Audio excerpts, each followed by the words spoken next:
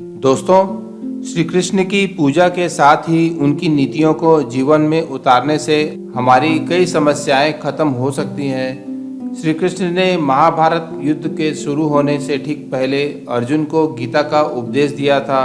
श्रीमद् भगवत गीता के पहले अध्याय में महाभारत युद्ध के पहले दिन के बारे में बताया गया है।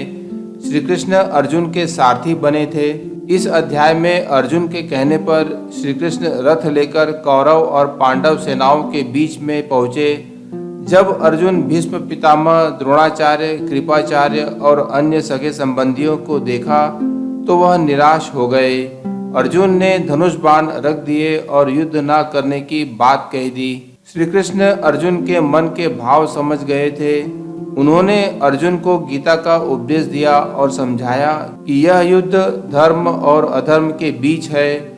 हमें अपने कर्म पर ध्यान देना चाहिए। गीता के दूसरे अध्याय में श्री कृष्ण अर्जुन को समझाते हैं कि जो लोग कर्म नहीं करते हैं, अपने कर्तव्य से भागते हैं, वे कायर होते हैं। कर्म न करना भी एक कर्म ही है। इस कर्म का फल भी हमें भोगना पड़ता है। अतः दोस्तों, अकर्म रहने से हमें घर परिवार में भी मान सम्मान नहीं मिल पाता।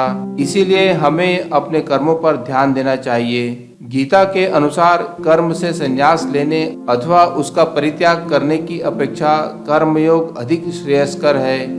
मनुष्य एक क्षण भी कर्म किए बिना नहीं रहता। मनुष्य यदि बाह्य दृष्टि से कर्म न भी करे और विषयों में लिप्त न हो तो भी वह उनका मन से चिंतन करता है। इस प्रकार का मनुष्य मूढ़ और मिथ्या आचरण करने वाला कहा गया है।